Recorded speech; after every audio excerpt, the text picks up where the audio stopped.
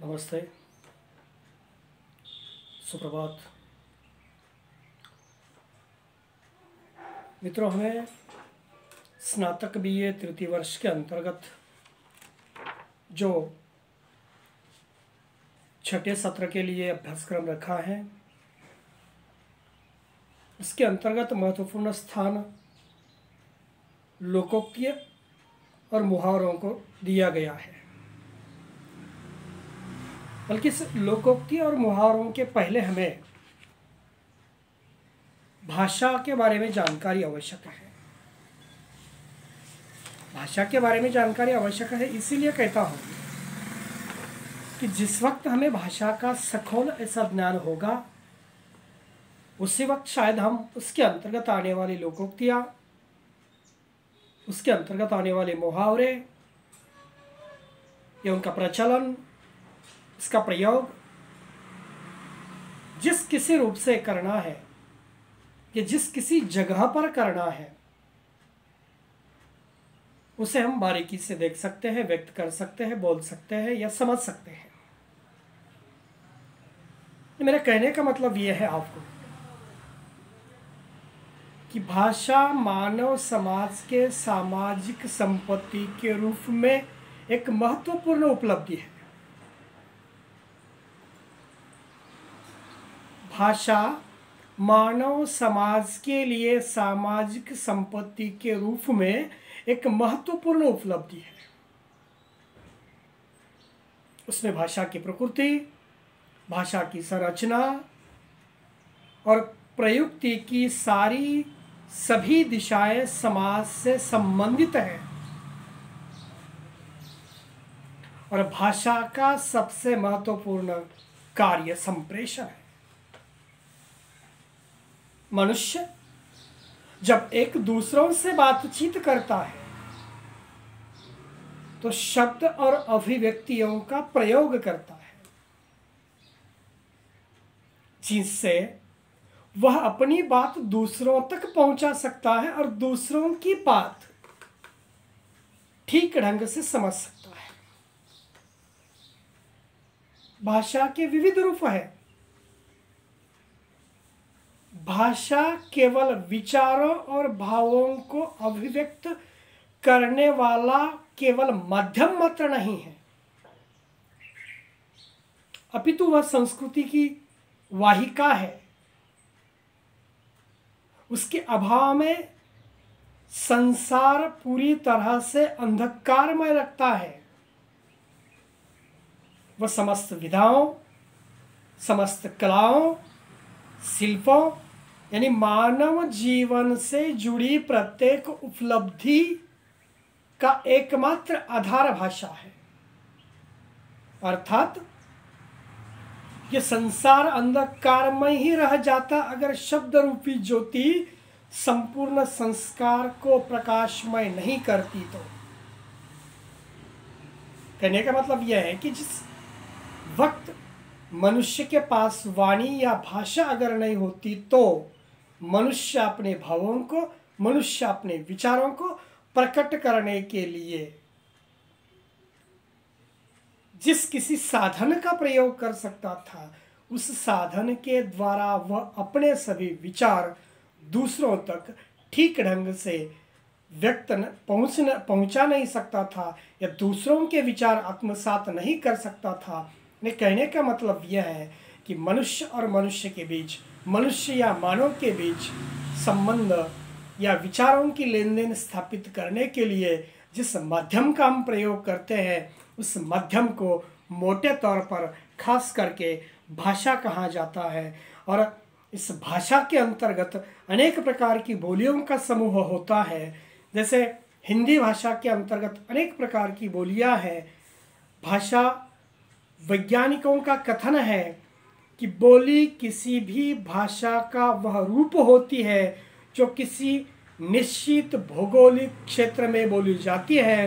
कभी कभी कोई बोली इतनी विकसित हो जाती है कि मानो वह भाषा बन सकती है और उसी भाषा के अंतर्गत हमें अलग अलग प्रकार से लोकोक्तियाँ और मुहावरों का जो प्रयोग होता हुआ दिखाई देता है, उस लोकोक्ति और मुहावरों को देखना हमें अनिवार्य होता है कि वो भाषा को रंगत लाने का काम या भाषा को रुचिपूर्ण बनाने का काम इन दोनों के जरिए होता है, इन दोनों के माध्यम से होता है।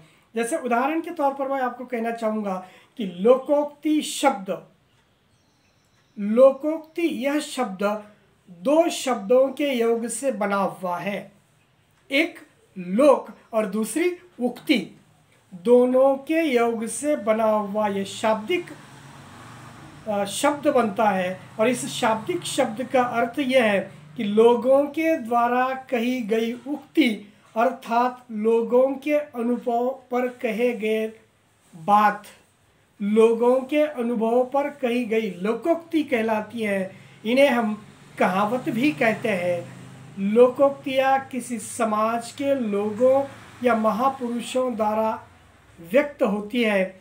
यह कुछ ही शब्दों की होती है, लेकिन हमें बहुत सारा ज्ञान प्रदान करने का काम लोकोक्ति के माध्यम के द्वारा होता है, क्योंकि लोकोक्तियाँ अधिकतर किसी महापुरुष के अपने जीवन में सीखे हुए ज्ञान के आधार पर दी जाती है, जो हमारे जीवन के लिए बहुत ही महत्वपूर्ण होती है। लोकोक्तियाँ अक्सर कई विषयों पर होती है। देखिए, लोकोक्तियों के लिए कोई निश्चित ऐसा विषय होना अनिवार्य नहीं है। लोकोक्तियाँ इन लोगों के अंदर की मन की जो बात है या अनुभव के ऊपर निर्मित जो बात है, उस बात को व्यक्त करने के लिए अलग अलग ढंग से समाज के अंतर्गत के जो विषय हो सकते हैं, उन्हीं विषयों को लेकर लोकोक्ति की निर्मित करने का काम शायद समाज के अंतर्गत के महानुभव द्वारा, समाज के अंतर्गत के उच्च विचार श्रेणी वाले लोगों के द्वारा या समाज के अंतर्गत के उच्च विचार श्रेणी के साथ जीवन जीने वाले लोगों के विचारों को लेकर शायद ये लोकोक्ति बनती है।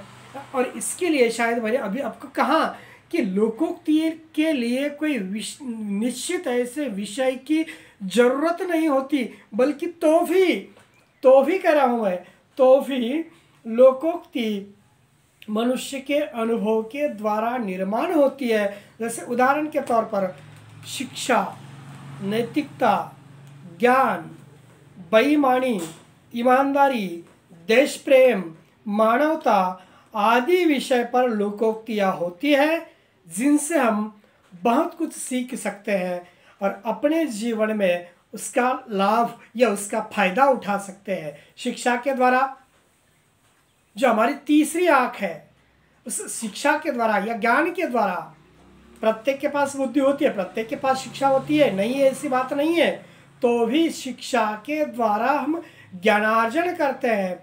दूसरों के अनुभवों को लेकर हम आत्मसात करने की कोशिश करते हैं। शायद हमें समाज के अंतर्गत किस ढंग से रहना है, समाज के अंतर्गत बेईमानी करनी है, समाज के अंतर्गत ईमानदारी से चलना है, या देश के अंतर्गत देश प्रेम करना है, या देश प्रेम के साथ साथ मानवता धर्म को निभाना है। हमें ये कौन सिखाता है, कौन पढ़ाता है?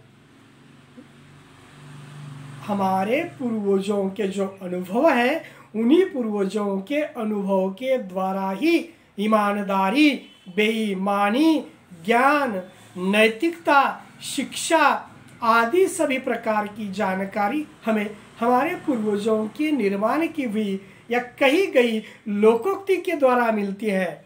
जब कोई पूरा कथन किसी प्रसंग विशेष में उद्धृत किया जाता है, तब लोकोक्ति बनती है।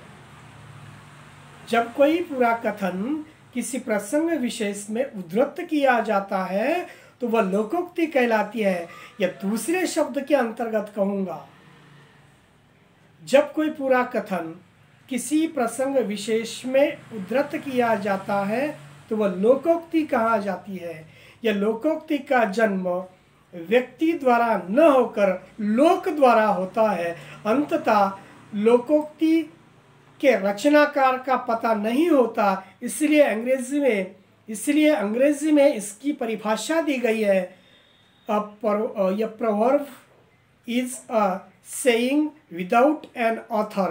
अर्थात लोकोक्ति ऐसी उक्ति है जिसकी कोई रचनाकार या जिसका कोई रचनाकार नहीं होता।